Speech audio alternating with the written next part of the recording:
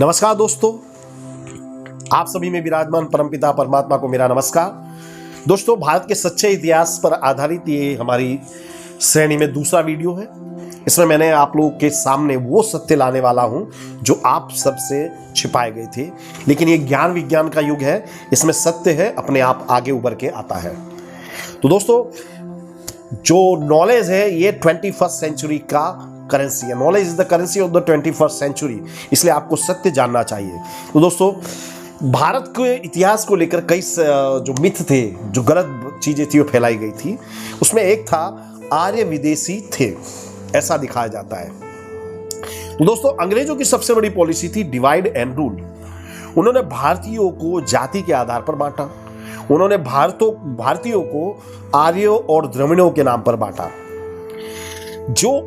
जो सारे एविडेंस है वो बताते हैं कि आर्य भारतीय थे, वे कहीं बाहर से नहीं आए थे, बल्कि आर्य लोग जो थे, भारतीय जो थे, वो दुनिया के अन्य देशों में गए थे।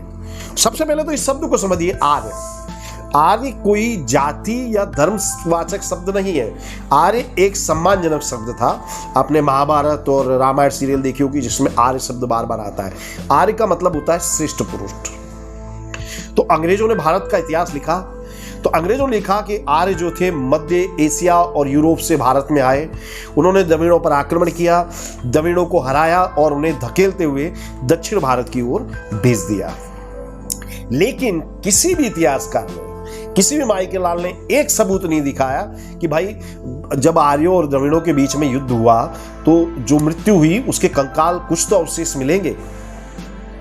लेकिन ऐसा कोई भी सबूत वो लोग नहीं देख पाए। तो जो जेनोम मैपिंग है, जो डीएनए टेस्टिंग है, वो बताता है कि भारत में किसी भी दिशा में रहने वाला हिंदुस्तानी हो, सबका जो डीएनए है वो सेम है। एक स्पेसिफिक मेल वंश है R1A1A, ये एक स्पेसिफिक जेनेटिक मार्कर है और ये वंश की उत्पत्ति भारत में हुई थी। यानी कि भारत में से आर्य और अन्य प्रजातियां यूरोप और अन्य देशों में गई थी। दूसरी ओर ब्रिटिश इतिहासकार, वामपंथी इतिहासकार कहते हैं कि आर्यों ने द्रविड़ों पर आक्रमण किया, उनका पतन किया। लेकिन कोई भी लिंग्विस्टिक, जेनेटिक कोई भी एविडेंस वो लोग नहीं दे पा रहे हैं। संस्कृत भाषा, जिसे आर्यों की भाषा कहा गया है, परंतु आज उत्तर भारत की अपेक्षा दक्षिण भारत में संस्कृत भाषा ज्यादा फली फूली है, ज्यादा समृद्ध है हमेशा से। हिंदुओं के जो सारे रिचुअल्स है, जो सारे रीति रिवाज है, वो उत्तर भारत की अपेक्षा दक्षिण भारत में आपको ज्यादा देखने को मिलेंगे। हिंदुओं के जो रिचुअल्स है वो दक्षिण भारत में उन्हें काफी संभाल कर रखा गया है, उनका विधिवत पालन किया जाता है। तो ऐसा क्यों है? क्योंकि जब भी इस्लामिक आक्रामकताओं ने या दूसरों ने आक्रमण किया तो सबसे पहला उसका भोग बने थे नॉर्थ वाले लोग, और वहां पर इस्लामिक जो संस्कृति, उसका प्रभाव देखने को मिलता है ज्यादा। जबकि दक्षिण की ओर जो इस्लामिक आक्रामकता थे वो नहीं पहुंच पाए थे। इसलिए दक्षिण में जो हिंदू संस्कृति थी, जो सनातन संस्कृति थी, उसको काफी ज्यादा फली फूली, और वहां पे हमको आज भी वो सभी रिचुअल्स देखने को मिलते हैं। और कश्मीर से कन्याकुमारी और गुजरात से लेकर आसाम तक सभी भारतीयों के जीन्स जो है, जो जेनोम मैपिंग दर्शाता है, वो कि सेम है। फिर अंग्रेजों ने ये थियरी दी थी कि जो आर्य थे वो गोरे थे और जो द्रविड़ थे वो काले थे। तो भाई आर्य, जो जिन्हें आर्य कहा गया वो नॉर्थ में रह रहे हैं, और जिन्हें द्रविड़ कह के अंग्रेजों ने दर्शाया वो कहाँ रह रहे हैं? दक्षिण भारत में, विषुववृत्त रेखा इक्वेटर के पास में। वहां गर्मी ज्यादा होती है तो स्वाभाविक वहां पे कोई रहने वाला व्यक्ति काला ही होगा। तो अंग्रेजों ने काले गोरे के नाम पे भी भारतीयों को बांटा। तो आज सिद्ध हो चुका है कि भारत के लोग भारत से निकलकर अन्य जगहों पर बसे थे। जैसे कि रोमानी लोगों का मैं उदाहरण बताऊं आपको, Charlie Chaplin, Pablo Picasso, Elvis Presley, ये सब रोमानी थे जो भारत में रहते थे। वो भारत से यूरोप में फैले। लगभग 1000 साल पहले जब तुर्कियों ने आक्रमण किया भारत पर, तो वो अपने साथ कुछ भारतीयों को गुलाम बना करके अपने देश में ले गए। इसमें बहुत सारे कलाकार थे, बहुत सारे दूसरे लोग थे, संगीतकार थे, विद्वान थे। फिर बाद में उन लोगों को वो लोग पूरे यूरोप में फैले। और आपको जानकर आश्चर्य होगा कि रोमानी जो भाषा है वो हमारी गुजराती राजस्थानी भाषा से काफी मिलती जुलती है। स्पेन का जो पूरा कल्चर वो रोमानी है।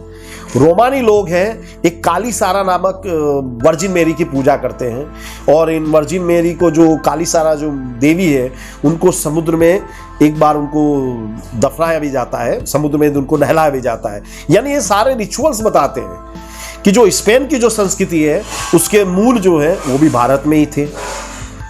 यानी कि जो एक भी एविडेंस ये नहीं बताता कि आर्य भारत बाहर से आए थे, बल्कि आज हजारों एविडेंस से जो बताते हैं कि भारतीय लोग जिन्हें हम आर्य कहते हैं वो भारत से निकल के दुनिया के अन्य देशों में गए और उन्होंने भारतीय संस्कृति का विकास किया। दूसरा जो असत्य फैलाया जाता है कि मुगल साम्राज्य भारत का सबसे बड़ा साम्राज्य था। तो जैसे मैंने बताया दोस्तों कि ललितादित्य मुक्तपीड़ा का जो साम्राज्य था वो मुगल शासन से 2 गुना था। आप लोगों में से किसी ने भी दक्षिण भारत के चोल वंश, पांड्य वंश, चेर वंश के बारे में नहीं सुना होगा। तो जो चोल वंश था इसने भारतवर्ष में 1500 वर्षों तक शासन किया। दुनिया में सर्वाधिक लंबे समय तक शासन करने वाला राजवंश है चोल वंश। इसके अलावा हमारे देश में मौर्य वंश था, इसका भी 500 वर्षों तक शासन रहा। ऐसे कई वंश थे जिनका कई सैकड़ों वर्ष तक उनका शासन रहा, लेकिन उनका उल्लेख आपको इतिहास में नहीं देखने को मिलेगा। 300 बीसी से लेकर 1200 एडी तक चोल वंश के लोगों का भारत में शासन रहा। राजा राजराजेश्वर चोल वंश के ही शासक थे जिन्होंने बृहदेश्वर मंदिर बनाया और कोणार्क का मंदिर बनाया। तो चोल राजाओं ने पूरा एशिया जीत लिया था। इसमें Sri Lanka, Maldives, Burma, Thailand, Cambodia, Malaysia, Philippines, इन सभी देशों तक चोल वंश का शासन था। इसे कहा जाता है असली भारतवर्ष। जो पूरा एशिया था चोल वंश के आधिपत्य में था। इन सभी देशों में हिंदू संस्कृति आपको पूरी तरह से देखने को मिलती है। इसके अलावा वियतनाम का एक वंश था चंपा वंश। इस चंपा वंश ने 1000 साल तक वहां पर शासन किया। यह भी चोल वंश का ही एक हिस्सा था।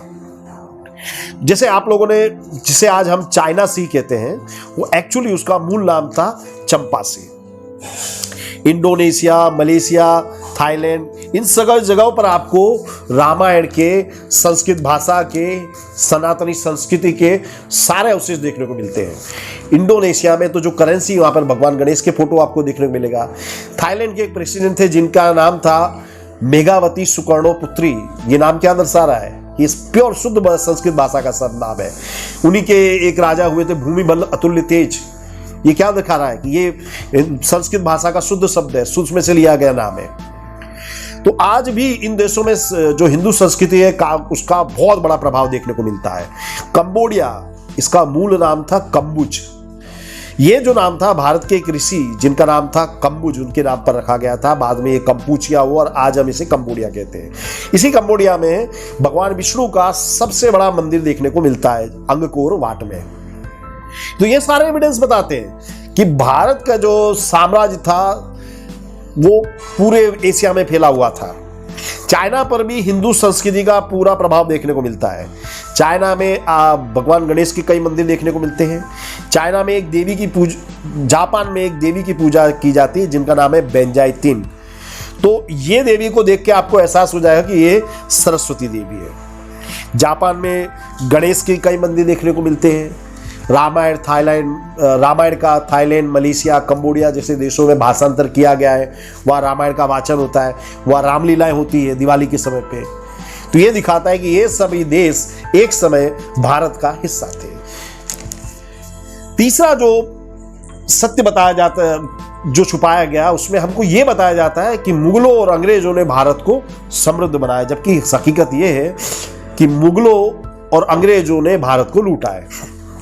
7वीं शताब्दी में भारत की जीडीपी थी 33% और अंग्रेजों ने जब 1757 में प्लासी के युद्ध में भारत को जीता तो भारत की जीडीपी उस समय थी 25%। यानी भारत दुनिया का सबसे समृद्ध देश था। अब कोई भी देश, कोई भी आक्रमणकारी देश दूसरे देश को समृद्ध बनाने के लिए आक्रमण करेगा, ये कैसी बात है? यानी जबरदस्ती उसको समृद्ध बनाएगा। कॉमन सेंस की बात है। एक सामान्य व्यक्ति, एक मूर्ख व्यक्ति भी इस चीज को समझ सकता है। तो जो भी आक्रांता है, मुगल, तुर्क, अंग्रेज, ये भारत को लूटने के लिए आए। वामपंथी इतिहासकार कहते हैं कि मुगलों ने ताजमहल बनवाया, लेकिन मुगलों ने अपने मूल वतन में एक भी अच्छा स्मारक नहीं बनाया। भारत में जो उन्होंने स्मारक बनाए हैं जैसे कि लाल किला या ताजमहल, ऐसा एक भी स्मारक उन देशों में देखने को नहीं मिलता है। चाहे मंगोलिया ले लो, चाहे उज्बेकिस्तान ले लो, अफगानिस्तान ले लो, एक भी स्मारक इनके समकक्ष नहीं। ऐसा क्यों? क्योंकि ये सभी गरीब भिखारी देश थे और वो लूटने के लिए भारत में आए थे। महमूद गजनी ने 17 बार भारत को सोमनाथ मंदिर को लूटा। वो सैकड़ों ऊंट भर करके लूट का सामान भारत से लाद कर ले गया था। ऐसे हजारों उदाहरण हैं जो बताते हैं कि इन देशों ने, इन लोगों ने भारत को लूटने के लिए भारत पर आक्रमण किया था। ब्रिटिशर ने 45 ट्रिलियन डॉलर्स की संपत्ति भारत से लूटकर ब्रिटेन में ले गए थे। ऐसा कहा जाता था, ये जो शब्द एक ब्रिटिश इतिहासकार के हैं, कि भारत में धन की गंगा बहती थी। अंग्रेजों ने भारत की गंगा में से धन को उलीच करके टेम्स नदी को भरना शुरू किया। कुछ जो बेवकूफ लोग हैं अंग्रेजों के रेलवे डाक तार की प्रशंसा करते हैं। नो डाउट इनका जो स्ट्रक्चर था काफी अच्छा है, लेकिन अंग्रेजों ने रेलवे डाक तार की शुरुआत ये भारतीयों के लिए नहीं की थी। उन्होंने अपने साम्राज्य का विस्तार करने के लिए, उसको मेंटेन करने के लिए किया था। 1853 में मुंबई से लेकर थाने तक पहली रेलवे की शुरुआत की और ये अंग्रेजों के लिए काफी लाभदायक सिद्ध हुई, क्योंकि अगर रेलवे नहीं होती तो ब्रिटिशर्स 1857 के विप्लव को कभी नहीं दबा पाते। ज्ञान विज्ञान के क्षेत्र में भी ब्रिटिशर्स भारत के आसपास कहीं भी देखने को नहीं मिलते हैं। जैसे एक उदाहरण बताऊं, गुरुत्वाकर्षण का सिद्धांत, इसकी खोज ब्रह्मगुप्त ने की थी और इसका उल्लेख उनकी पुस्तक ब्रह्म सिद्धांत में देखने को मिलता है। तो अब आप मुझसे पूछोगे कि भारत में सही इतिहास क्यों नहीं पढ़ाया जाता है? तो देखिए 1947 से 1977 के बीच जो भारत के जो शिक्षा मंत्री थे उनके नाम मैं आपको बता रहा हूं। पहले थे अबुल कलाम आजाद, भारत देश के सबसे पहले शिक्षा मंत्री। इनके पास कोई फॉर्मल एजुकेशन नहीं था, सिर्फ इन्होंने मदरसा में पढ़ाई की थी और इन्हें बनाया जाता है भारत का पहला शिक्षा मंत्री। इसके बाद आए नूरन हसन, हुमायूं कबीर, फखरुद्दीन अली अहमद, MC चागला। तो ये नाम सुनिए आप, ये नाम सुन करके आपको पूरा सत्य मालूम हो जाएगा कि हमको हमारे सामने सही इतिहास प्रस्तुत क्यों नहीं किया गया, हम लोग को धोखे में क्यों रखा गया। तो दोस्तों इन इतिहासकारों ने महाराणा प्रताप को भगोड़ा साबित किया। भारत के इतिहास में से बप्पा रावल, सम्राट कृष्णदेव राय, छत्रपति शिवाजी, संभाजी महाराज, ललितादित्य मुक्तिपेड़ा, महाराजा रंजीत सिंह, इनका नामो निशान आपको कहीं देखने को नहीं मिलता। एक पेज भर इन लोगों ने इन इतिहासकारों के बारे में नहीं लिखा, क्योंकि इन इतिहासकारों का, इन कमजोरों का एक ही उद्देश्य था कि भारत के लोगों को इन्फीरियरिटी कॉम्प्लेक्स, लघुता ग्रंथि से भर देना, क्योंकि जो व्यक्ति लघुता ग्रंथि से पीड़ित होगा उस पर आसानी से शासन किया जा सकता है। और चौथा जो सत्य है वो है कि भारत हमेशा से शिक्षा के क्षेत्र में आगे रहा है। भारत कई वर्षों तक दुनिया में सबसे समृद्ध देश रहा। इसका कारण था भारत का ज्ञान विज्ञान। भारत हमेशा से शिक्षा के क्षेत्र में आगे रहा। तक्षशिला विद्यापीठ, नालंदा विद्यापीठ, विक्रमशिला विद्यापीठ, शारदा पीठ, वल्लभी विद्यापीठ, ऐसी सैकड़ों मेगा यूनिवर्सिटीज थी भारत में। 19वीं शताब्दी में जब अंग्रेज भारत में अंग्रेजी शिक्षा नीति को इंपोज करने वाले थे, उस समय एक भारतीय थे जिनका नाम था धर्मपाल। उन्होंने भारत की शिक्षा पद्धति का अध्ययन किया। उन्होंने भारत की जो पुरानी शिक्षा पद्धति थी उसका रिसर्च किया, तो उन्होंने पाया कि पुराने समय में मंदिर और आश्रम शिक्षा का केंद्र थे। इन मंदिर और आश्रमों में गणित, ग्रामर, धर्म, विज्ञान की सारी शिक्षाएं दी जाती थी। यानी आज हम जो शिक्षा दे रहे हैं उससे बेहतर और उससे ज्यादा। उस समय भारत में लड़का लड़की, कुमार कन्या सबको शिक्षा दी जाती थी, किसी प्रकार का भेदभाव नहीं था। इसके अलावा इन मंदिरों में हर जाति और धर्म के लोगों को शिक्षा दी जाती थी। तमिल भाषा में एक कहावत है कि जिस गांव में मंदिर ना हो वहां जाकर बसना नहीं चाहिए। तो ये दिखाता है कि मंदिरों का कितना महत्व था। मंदिर जो थे मात्र पूजा का स्थल नहीं थे, ये संस्कृति की धरोहर को बचाने वाले केंद्र थे। और आज कुछ कमजोर के लिख रहे हैं कि भाई हम तो मंदिर के लिए लड़े ही नहीं थे, हमें मंदिर की आवश्यकता नहीं है। ये मूर्ख हैं, उन्हें हमारी संस्कृति को जानना चाहिए। तो जो बड़े मंदिर होते थे वहां एडवांस एजुकेशन दिया जाता था, जिसे हम, और जो विहार होते थे वो भी एक प्रकार की यूनिवर्सिटी थे। यानी उस समय भारत में अनगिनत मेगा यूनिवर्सिटीज थी। इन मंदिरों और यूनिवर्सिटी में पूरी शिक्षा मुफ्त दी जाती थी। याद रखिएगा, पूरी शिक्षा मुफ्त होती थी। जो विद्यार्थी शिक्षा ग्रहण करने आते थे उनकी किसी तरह का रुपया नहीं लिया था। उनके रहने और खाने तक की व्यवस्था मुफ्त होती थी, क्योंकि इनको इन यूनिवर्सिटीज को सारा संरक्षण राज्य के द्वारा प्राप्त था। राजा इन अपने पैसों से इन यूनिवर्सिटीज को चलाते थे। इतना ही नहीं, भारत के अलावा अन्य देशों से विद्यार्थी भी विद्याभ्यास करने के लिए भारत में आते थे, इन यूनिवर्सिटीज में रहते थे। उदाहरण है, आपने देखे होंगे, ह्वेन सांग है, ये भारत में ही पढ़ने के लिए आते थे। फाहियान भारत पढ़ने के लिए आए थे। तो इन विदेशी विद्यार्थियों को लिए भी सब कुछ मुफ्त था। ऐसा नहीं सिर्फ भारतीयों के लिए, जो विदेश से विद्यार्थी आते थे उनको भी सब कुछ मुफ्त में दिया जाता था। इन यूनिवर्सिटीज में 64 कलाओं और का शिक्षण दिया जाता था। नहीं, जो भी उस समय दुनिया में विषय था उन सब का शिक्षण यूनिवर्सिटीज में होता था। इन यूनिवर्सिटीज में आचार्य के पास 20 से कम विद्यार्थी होते थे, यानी कि पर्सनल अटेंशन दिया जाता था। इस तरह की थी हमारी शिक्षा। आपको याद होगा कि जब नालंदा यूनिवर्सिटीज में जब आग लगाई गई थी तो उसकी लाइब्रेरी इतनी विशाल थी कि 6 महीनों तक वो लाइब्रेरी जलती रही। तो सोचिए कि हम लोग कहां थे। तो दोस्तों, इस तरह से हमसे जो सत्य था छुपाया गया, इतिहास के नाम पे हमको बेवकूफ बनाया गया ताकि हम इंफीरियरिटी कॉम्प्लेक्स से पीड़ित रहे। लेकिन आज का समय ज्ञान विज्ञान का युग है। आप भी देखिए, आपको जानना चाहिए कि हम लोग कौन है, हमारे वंशज कितने महान थे। आई एम श्योर दोस्तों आपको ये वीडियो अच्छा लगा होगा। इसे लाइक और शेयर कीजिएगा, अपने मित्रों के साथ शेयर कीजिएगा। Thank you very much friends.